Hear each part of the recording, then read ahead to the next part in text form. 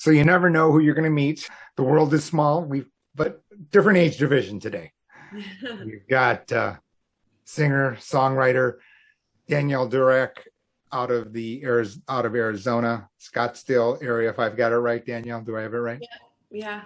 And she has her own, indie album, if you will, kind of self-produced, responsible for everything.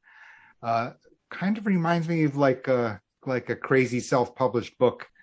But anyway, before we get into my questions and conversation with Danielle, why don't I just turn it to her and let her do her thing for the next few minutes. All right, over to you, Danielle.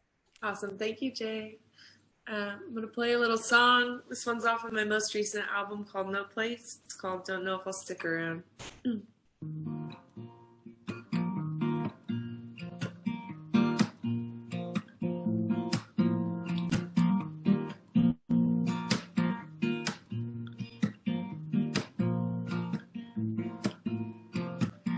Called my mother and then I said I'm out on a wire.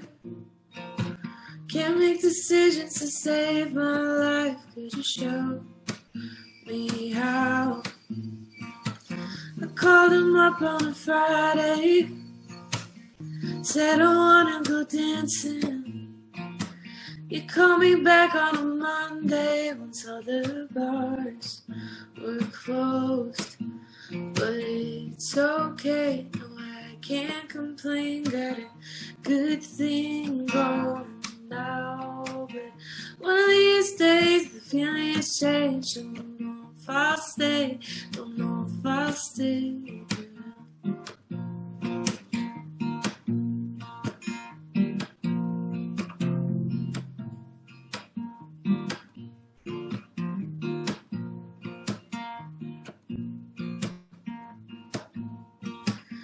I told you off in the morning just to come back crying. Oh, what I want, what I need, I can't discern a damn thing. But I try my best to be happy. I try so hard to be what you need. I just want to be everything you fall so short.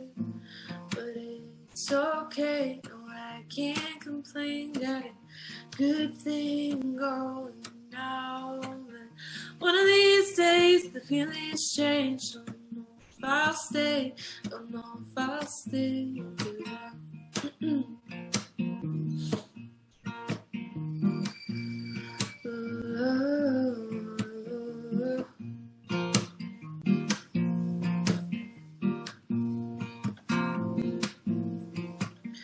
Don't take this the wrong way, babe. Some days you're just dead weight.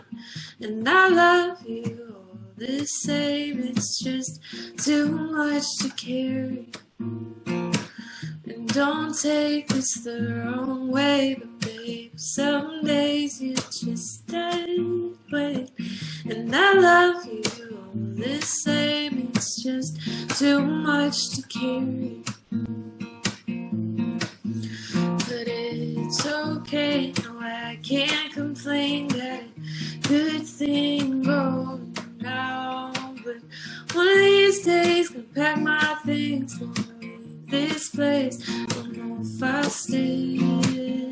Okay, I need everything. Got a good thing going down.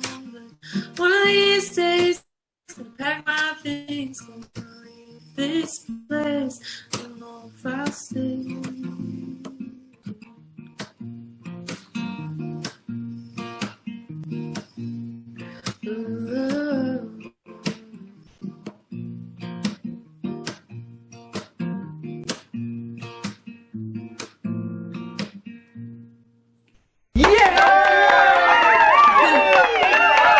Well, thank you. So, No Way is what, your fourth? Third album. I put out like a demo before the first album, but yeah. And when was that? When did this whole thing, when did journey, I guess is too fancy a word, but when did this begin? Yeah, it I put out that first demo in I think 2014, like the end of 2014. 2014. So that you were what, a teenager? Yeah, I was just out of high school. I was 18. Just out of high school. And then were you formally like educated in music, or how'd you get started? Why did it come to you that, oh, I'm gonna sing? It's not the most I don't know. It's kind of a silly story. I just loved like Britney Spears and Christina Aguilera and all of the pop stars that I like was exposed to, I guess, and like watched them sing and dance. And as a kid, I was just really captivated by it, and I knew that that's what I wanted to do. Obviously, that's evolved a little bit, but still kind of like where it all started. And then I started writing songs before I knew how to play instruments. So I started writing just lyrics and melodies in like the fifth grade. Fifth grade. Yeah. Yeah. Really great material back then. Well, when did like learning how to play an instrument? Did you take lessons of some sort, or? Yeah. So when I got into high school, I had been messing around and like kind of self-teaching on piano. And then when I got to high school, they had like studio keyboard classes, and I took 2 semesters of that. And then a studio keyboard class in college. But other than that, that's pretty much it for piano. And then I'm self-taught on guitar. So, we had spoken before we had agreed to have this interview. In high school, you just started for keyboard studio, but then you almost went to college to study music. Is it right? Yeah. I almost went. I was accepted into Berkeley in Boston and was gonna go for vocals, but obviously it was a bit, cost prohibitive. Well, vocals to a school like Berkeley, isn't that really like reserved for the formally trained? I mean, that's the absolute highest end of conservatories. Right. Yeah, I mean, I did take voice lessons. I took voice lessons from 7th grade. Okay. But I stopped in high school when I joined choir, and I was in several choirs at that point, so was still being trained. But Berkeley's kind of a funny one. They're not like Juilliard. They're a little bit more, or at least that's how they market themselves, as like a more contemporary, more like open, like a jazz school. I don't know. Yeah, it's interesting, because as I mentioned to you that, I've had Kevin Cole, who's a pianist. Yeah. And, he was accepted to Juilliard, even though he had background not similar to yours, hometown, a fraction of the size of, right. Anywhere in Arizona. Yeah. But that is, kind of, the properly, you've got to be educated or, show off your wares in classical. I mean, basically, you there's not really a shortcut. But sounds like for vocal, you didn't have to do that for vocals, meaning, this wasn't like a, alto or soprano in opera or anything like that. You didn't have to do that when I mean, like I said, they kind of market themselves as like a contemporary music school. My audition was with I sang a Lauryn Hill song for my audition. Oh, okay. Yeah. So quite a different pathway. Yeah, totally. But I did have to audition I ended up going to Arizona State, and I got an interdisciplinary degree, but I had to audition for basically what was like a music minor. That was like half of my degree. And I had to sing some opera for that. So I've done it once or twice. So what range are you soprano or? Yeah, that's what you would call it. Yeah, I'm definitely the higher end of things. So you're at Arizona State, and you're thinking to yourself, so you studied at the music school as half of your background, and then you went to other academic topics. So you had an actual other major, I guess it would be. What's your major? Yeah, the major was interdisciplinary studies, which is basically they just like stuck two minors together and called it a major. I see. And what was your other interest and things like Just that? general business. It was kind of like to please my parents and Are your parents from the business world? Do they work from the business world or? yeah, my mom's in the corporate world for sure. My dad, he didn't go to school, so like he kind of has that mentality of like this is what I should have done, So that kind of pressure is from both ends, just different sources, I guess. I was kind of wondering. So, like, the background on how we got to, even connect. Your brother, I think, right? Matt, do I have it right? Yeah. Is he younger or older? He's older. He's older. Yeah. So he reached out to me out of the blue because we had a common friend. Mm-hmm.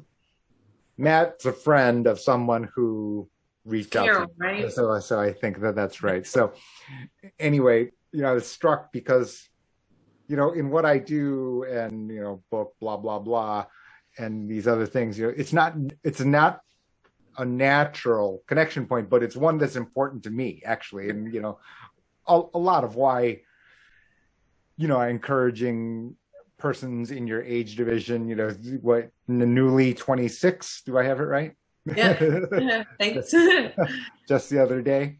Yeah. Am I supposed to reveal your age online? Maybe there's like not. You're okay. Yeah, I don't mind. So, what struck me was just a practical, everyday, common sense, approach. So I was kind of wondering where that come from, because sometimes it takes people to their 50s and then they still don't exactly have it because they've been so biased by, bar talk or some weird rumor or some other, fake stuff. But you actually have both the background and then also your parents' influence, along those lines, probably. Or am I speculating? No, I think my mom's she's pretty. I think both my parents are very much like head on their shoulders, down there type people. But I also think I went to like a parochial school, elementary through 8th grade, and there was a big emphasis on like critical thought and like just I don't know, processing information and checking your sources and things like that. So when you meet someone on the street and stuff like that, and someone says, "Okay, what do you do?" What's the first thing that you say? It depends what kind of conversation I'm trying to have, I guess. But yeah, no, I usually say I'm a musician. I'm an independent musician, and then they'll ask me, what kind of music, and I'll tell them I'm a singer-songwriter, and I'll try and name some artists that they might know. So who would you name? So yeah, I mean, it depends on the the demographic I'm talking to. Like if it's young people, I'll say like Phoebe Bridgers or like Julian Baker, Lucy Dacus. And then if I miss that crowd, I'll say Sarah Bareilles, Ingrid Michaelson, Regina Spektor. And then if that's kind of lost on them, I'll be like Joni Mitchell, like that kind of world. Yeah. And now, how do you, in the age of COVID, is it different as far as, performing? Do you perform gigs? Are live gigs, back up and running as far as, you can tell? Yeah. I mean, for how long, I don't know. But yeah, for now, things are more or less back to normal, at least here in Phoenix. Like they're doing shows at full capacity and, yeah, it's, I don't know. There's speculation that the new variant is going to really throw a wrench in things, but for now we're back to normal, full capacity, and everything's back to normal except I worked through some pretty serious stage fright over like the last 6 years, and I'm basically back to square one with that after taking a year and a half off. I recently got back on stage and was just absolutely petrified again. So got to relearn. Did you take training to get over it, or how'd that work? I mean, or it's just kind of I guess you can't bite your tongue and perform, but kind of just suffered through it until I realized, like, I don't know, it's one of those things that I really wanted to do, and I wanted to work through it. So suffered through it until eventually I realized it wasn't going to kill me, and I could relax a little bit more on stage. Just kind of the thought that, like, even if like the worst case scenario happens, like I'm still going to wake up tomorrow and still going to be doing music. So whatever. So now, day to day, what does a musician do? I mean, I'm always very curious. Like you wake up and you think of songs, or you're walking around and observe something and looking for inspiration for songs, or how does the creative process work for Danielle? Yeah, it's never, for me at least, it's never that conscious. Like, I feel like if I try to write a song about something, those are my worst songs. Or if I set out and I'm like, I'm going to write a song about this, it just comes off as so like contrived and like, I don't know, sometimes like weirdly preachy, and like the best songs happen when it's just kind of like I'm bored and I pick up my guitar and whatever's kind of like the mental chatter just pours out, and yeah, that's hard to like bank on, right? Like you Right. just like make that happen.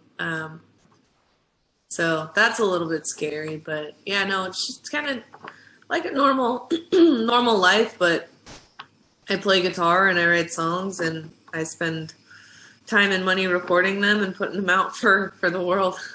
You've got this music and this collection of songs, which I've listened to. You've put yourself pretty far out there, like on a personal level. Is this the connection you're seeking, or the connection you're trying to communicate? Yeah, I mean, I guess I like I said, when I write, it's not like a particularly like conscious, like I'm going to write a song about this. It's just like whatever I'm feeling that day is going to be on the page. And like, and I think that is how I would like to come off. Like, I want to be the most authentic version of myself. And I think that is like what art is kind of about. It's about sharing that stuff and being able to relate with people that you've never met about just baseline human experience, and it is vulnerable, but I think it's worth it at the end of the day. Like that feeling when somebody gets it, or somebody feels seen by it, or yeah. Do you get lots of feedback, or I have no idea what's sitting in your comments, or emails and things like that? And is it usually from persons in, female at your age division that you would notice as far as your comments go, and, feedback for your music? Or yeah, I mean, people have been overwhelmingly like kind and like supportive. I haven't really gotten any like, just hateful messages yet, which I think that means that I haven't made it yet. So looking forward to that day. But yeah, no, I'd say it's a good mix of people. Spotify has a really great like analytics page, and my demographic is definitely like, it skews more towards women, and like 20s, 30s is like the age range of like who's listening. Obviously there's people in all age ranges, but those are the bulk of them. It's crazy, right? How much data you can get. I have no idea what that looks like, but I heard if your song is added to a playlist or something like that, you can tell. Yeah. It's got like basically a list of, I think it only shows you like the 100 largest playlists that you're on, but it shows you all the playlists your songs are on, which is so funny to like scroll through and see what kinds of playlists you're on. So if I had you on like a playlist with like Anthrax, you would then, or Iron Maiden, you'd see that your songs with that list. Yep. I would know. That's both good and a little worrisome. I mean, it's good for you. I would think. I mean, I would want to know. for sure. I'm not sure if I want people to know. It's kind of like, before there used to be this thing called, well, you're, I'm, you probably know, but this used to be an iPod. Right. I had an iPod. And then like people would play their playlists and or people would try not to play their iPods in public because then it would be too revealing about what combination of music they were actually listening to. Right. And things like that. So it's a little worrisome. Like Spotify has this thing where you can see what your friends are listening to. Yeah. I know. It's bad news. I shut mine off. I mean, I've got all mine, and if it's not private, that's like a complete error. Right. And things like that. So back to your music. So what's your dream? I mean, I'm gonna give you a blank piece of paper. Danielle gets to do what she wants, or she gets to situate her career and the way she would like. What does that look like? It's kind of evolved over the years. I think right now, the dream is to like tour the world and like, be compensated for that, not have to go into extreme debt in order to achieve that, tour the world at like 500 capacity venues and like, I don't know, develop a fan base and, I do this exercise once a year. I go and I write it down in great detail what I'm aiming to do. But I would love to buy a house and be able to put my grandmother's piano in it and write songs all day in my house, wherever it is. Is that Arizona? Yes. I know. I mean, is this house with the piano, is it would it be in Arizona? Assuming that we still, have water and the climate crisis hasn't completely destroyed this place, yes. Then it's still Arizona. Yeah, this is my home. I love it here. But yeah, I would love to live here for the rest of my life. I mean, some people have like wherever is not here. You know what I'm saying? It's like that's their attitude of like, I don't mind where it is as long as it isn't, there where yeah. But that's not you. No, I like it here. My dad's from Scottsdale as well, actually, and got all of his brothers here, and I don't know. Yeah, I grew up here. It feels like home, and that's a good thing. So you've traveled a bit. How much of your performing and things like that? Well, first of all, how many for an independent artist, for an independent musician like yourself, what's busy? I have no idea of the context, and I'm sure most people don't. What's busy as far as how many gigs, performances in a month, would be considered busy, like generally, and then for you?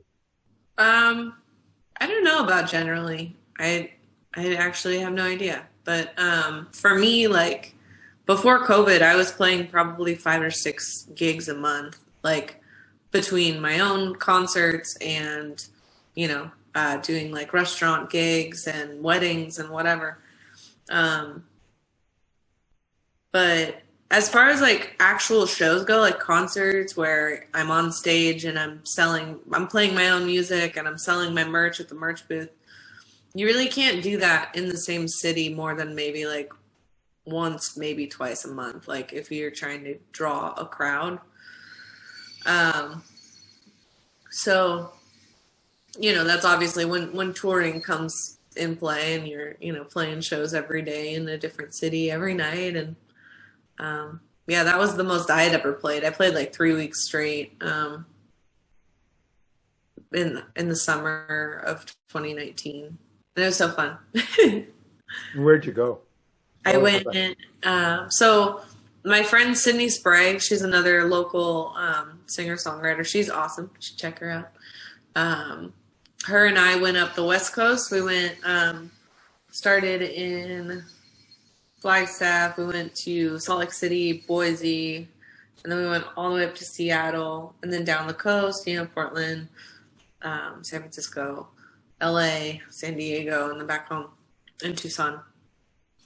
And then later in the summer, I went as far east as Pittsburgh. I did like a whole Midwest run, and that's literally all the touring I've ever done. I was like just getting started, and then COVID hit.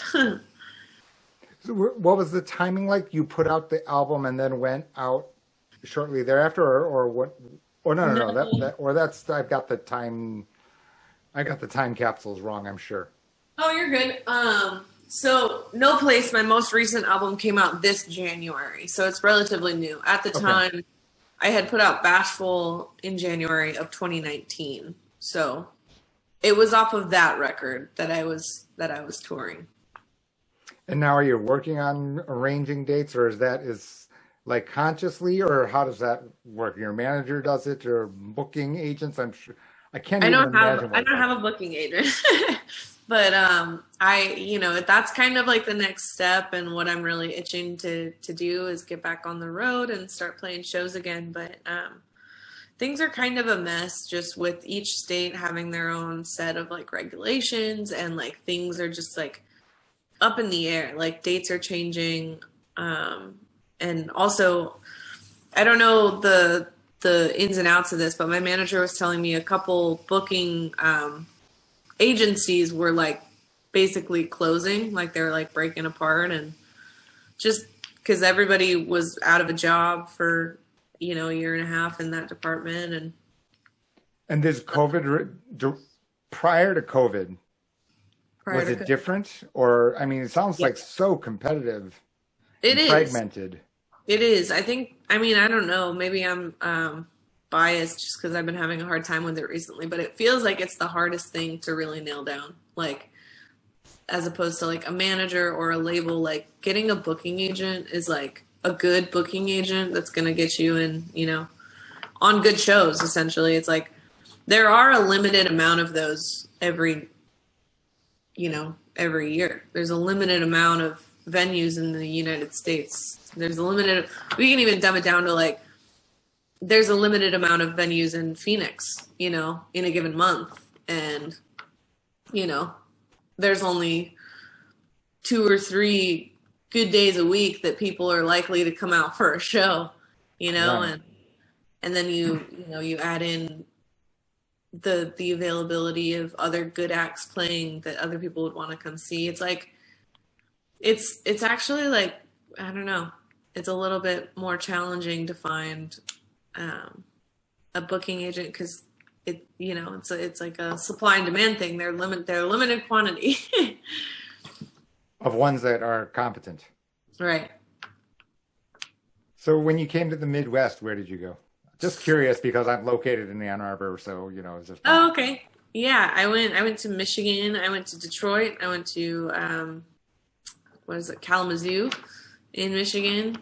I played Makokata, Iowa, at this barn. It was so cool.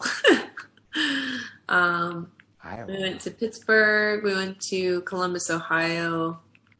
And then we swung down. We went through Nashville, Austin, Fort Worth, yeah. We went to Las Cruces, New Mexico, and then Tucson, and then back home. I went to Omaha as well, Denver. And I have no idea, but I would have thought that, like, for your style of music, guitar, female, that the college town tour would be in order, no? It's a great idea. Like, I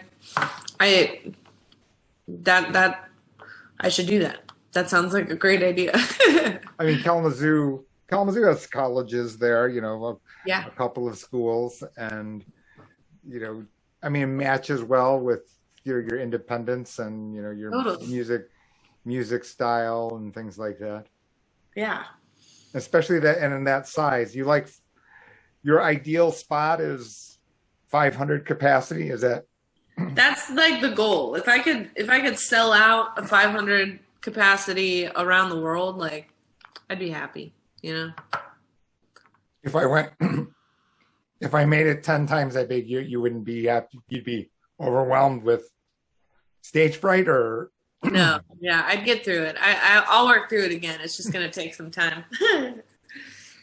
I was just wondering, what people aspire to, or what they think is their ideal spot, Mm-hmm. and how you even come up with it. As opposed to, I don't know. I'm sure some people, dreamed of stadium rock or whatever it would be, and I'm not even sure if that's a good idea or a safe idea at this point. Who even knows? And in Arizona, from your point of view, everything's open right now, 100%. That's it. No mask, no nothing. Just go about your. Yeah. There are quite a few people wearing masks out in public, but it's not mandated. And even if it was, no one's really enforcing it. It's up to the businesses to kind of, put their minimum wage workers in a situation where they have to, argue with people all day long. It's just no easy answer. That we have no precedent, so we have no idea what's appropriate, and then throw people's fragmented political view and then forget it. There's almost no way to come up with a good answer. Seriously. So now Danielle's looking. So 3 full albums, and the original demo. The issue, the negative, I think, and not negative, I wouldn't necessarily say. The good thing is the access, the entry point for someone like you is more accessible. We've got got these electronic ways of distribution. Totally. You've got your things out where? YouTube Music, Spotify, where else? Yep, Spotify, Apple Music, Tidal, Amazon, Bandcamp. It should be anywhere. Should be anywhere you look, if I'm doing my job right. And you arranged for this, or your manager, or how'd that? There's a couple different websites out there that will just you pay either an annual fee or you pay a one-time thing, and it'll just blast it out everywhere. And you opted for that as opposed to doing that independent. It's hard. It's actually a lot harder than I thought it would be to get it in certain places. It's not exactly easy or quick to do that. But the website I use, I think it's a flat rate. It's $20 a year to have all of your songs everywhere, and it adds as new streaming platforms become available. It adds them to it, so it's a good little system. That's pretty. Like I said, the similarities just out there. So are persons out there trying to be kind of agents or managers for artists like yourself and musicians, getting your name out there? And what's that process like? Or is it just Danielle doing this and trying to learn everything one at a time by herself? I do actually have a manager. He's out in Illinois, and he does. He's helped immensely. He's more of the booking side of things, and helps me he connected me with the PR firm that helped me put out the most recent album. He's connected me with other artists that he manages to, he's gotten me touring opportunities, and pretty much anything. If I say I need help, I need you to send out some albums this week, I don't have the time or whatever, he's on it. But yeah, there's that. There's booking agents, there's labels, there's, you wear so many hats as an independent musician. There's so much more than even I am aware of, that I'm doing what I feel like is everything, and then someone will be telling me about their experience in whatever, and I'll be like, oh my God, I need to be doing that too. And and it just multiplies. So many different things for you to manage. Yeah. Spokes. Somebody described it to me as spokes. I mean, when I was, trying to get my book off the ground and into the right spot, et cetera, et cetera. And when I was telling you, I think I've written you an email. It's like, we're actually, I remember those days, and I still have them. I mean, I still am managing a bunch of different, inputs of this, that, and the other. What's the stuff that you like detest doing? It's a love-hate thing, like shipping out merchandise. Like, it's very like tedious, and I like to write like notes to everybody. Oh no. Yeah.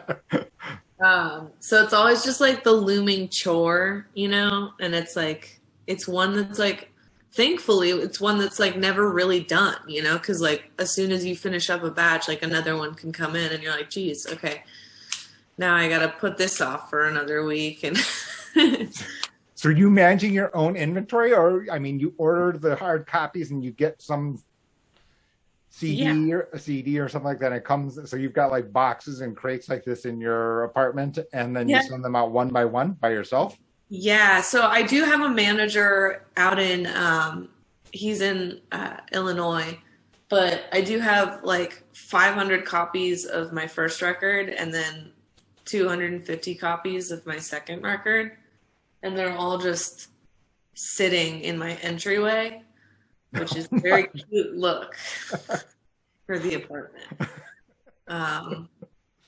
But yeah, it's all me, and sometimes my manager will be, he's got copies because he'll send them out too when I just can't get to it. But operations manager is right here.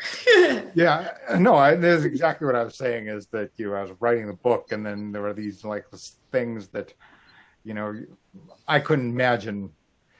Where you're writing some kind of like short note to who? Somebody independently bought your book from your your music from your website and things like that? Yeah.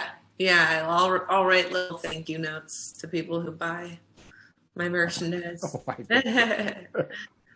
So I thought we'd take another break for another song. Danielle, why don't you give us a quick explanation of the song and what it's about, and then you'll be on your way. All right, awesome. I'm gonna play another song off the most recent album called By Now.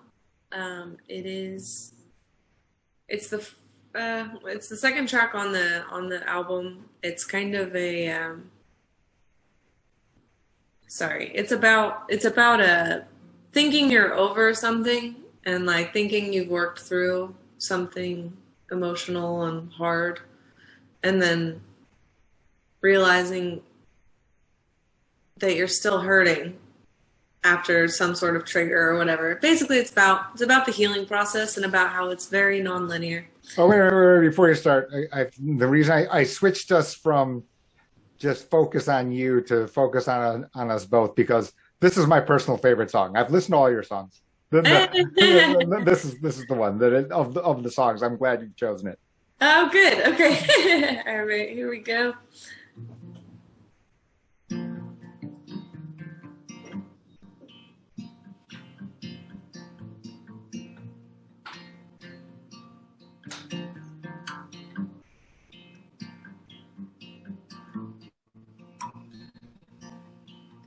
Oh, stay inside till the sun's well up, and I lose my mind every week or so. 'Cause you tell me lies like you mean it, like promises, but you never keep them.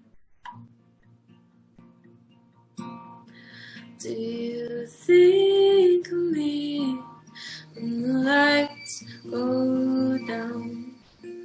Does anything feel missing when the music cuts out?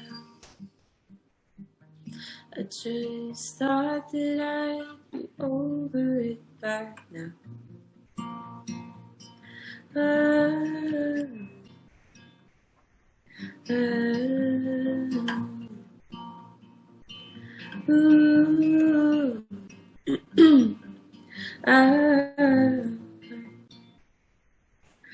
I keep my eyes on the sprawling sky. Yeah, it feels alright if I avert my mind. It's a mystery I could never solve, but it eats at me more than you imagine. Do you think of me when the lights go down? Does anything feel missing when the music cuts out? I just thought that I'd be over it right now.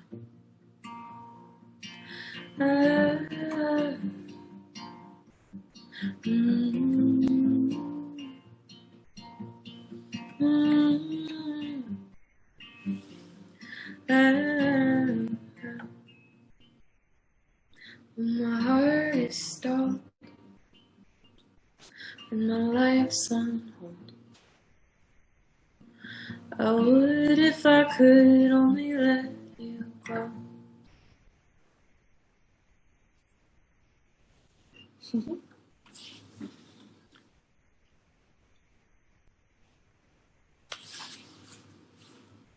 So we live in a world of dominated by social media.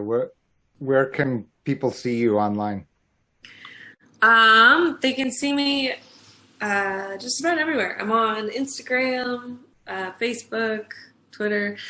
I think Instagram is the thing I'm probably the most active on, but yeah, I'm on all of them. You're not on TikTok. I am. I'm working on my presence. I only have one video up right now, but you know, I have big plans for my TikTok. It's crazy because I don't watch the TikTok for the, I don't know, OnlyFans. Let's just stop there for the people who want to be OnlyFans famous. Yeah. But it's crazy the amount of talent of music and vocalists specifically. Yeah.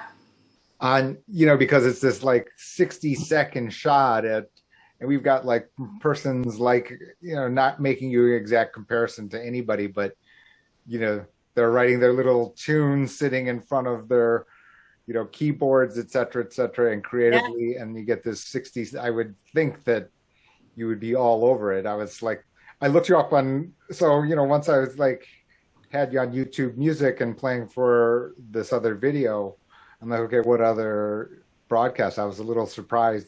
So what's your is it handle now? Is it called handle on Instagram? Is it just your name or how? Yeah. Yeah, it's just my name. Okay. Danielle Durack. And then what about TikTok? I actually don't know. I have to look. See, that's what I'm saying. Yeah, I'll probably end up, I realized that I already had, I don't know how TikTok knew this, but it like took my email and it's got like my little YouTube thing and that account is available and I have access to it, but I started a different account. So I'll probably change it. But anyways, it's my name with 2 Ks at the end instead of just the one. But is that the one with the YouTube connection? Because I think you'd want to link. Okay. That's what I need to do. I think that one is just Danielle Durack. Let me see. Because getting it to your whatever official, what you're calling official for YouTube or whatever.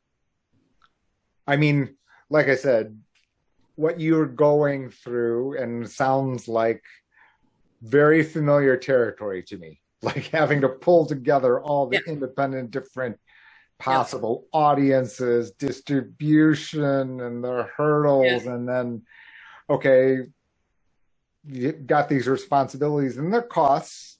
Yeah. There are costs, and you don't know if you're going to get compensated for that, et cetera, et Right. cetera. And is it worth the cost for this, or and then there's short run and long run and this and that and the other. It's just like, Right. I'm sure it's like it can be overwhelming. But Absolutely. TikTok free, right? And you can just Yeah. hijack and like edit out and send out the 60 seconds that you want out of your. Speaking of which, so you have videos on your songs, is it right? Yeah, I do. And where do those appear? Do those Those are appear from YouTube. on YouTube? Yeah. How'd you pull together the videography? I think just about every video has a different videographer. It's it's a complete mixed bag as far as like stories, but they're usually just friends of mine. And Okay. Yeah.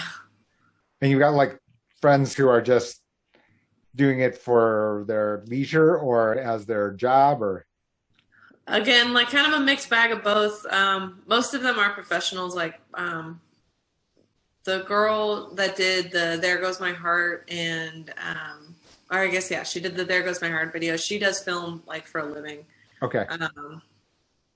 The eggshells video, that was like an emergency, called in from a friend, needed a video, and got it done in like a couple days. He had like a drone that was like following me running, so that was like it. I think he's trying to make it like his another source of income, but he did it. It was a favor for me. And then one of my photographers shot the video for Mistakes on Super 8 film, which was really cool. What's Super 8 film? Wasn't that like decades ago? Old, yeah, it's old looking film. You should check it out. It's the Mistakes video. It's on my page on YouTube. We filmed it at Mount Rainier on Super 8 film. It looks cool. But and then I think those are where all the ones, right? Oh, and then Broken Wings, that was another one. So we used the Super 8 film again. That one was really fun to film. It was like the concept was I had fallen in love with a red flag, like a literal red flag. And it's about us like getting married, and you see like there's flashbacks to us falling in love and getting coffee, me and this literal red flag. And we shot all the video. I've seen the video. I've seen the video. I was like, I don't have any. I was going to try to like find a red flag for the backdrop instead of this be kind. Just to say I found this person. Yeah. Yeah. It was fun. Fun. That one was that half of that was shot by the same girl who did the Mistakes video, and then the other half was shot by a guy named Freddie Paul, who also does it for a living. What I'll do is I'll include everyone's links cool. to your social media outlets, everything you've mentioned here. Danielle, good luck to you. I hope that it's quite a thing, and part of the reason for, like I said earlier at the beginning of our conversation, we have that in common. It doesn't sound like I've got like some like 160 page like financial ramifications book, which may not seem anything like as taking your creativity and talent, but kind of getting all of these different spokes together and aligned up and to be responsible for it, et cetera, et cetera. It's a big task on top of totally creating your music, which is of course, at the heart of it. So right. Yeah. Thanks, Danielle. I've enjoyed today.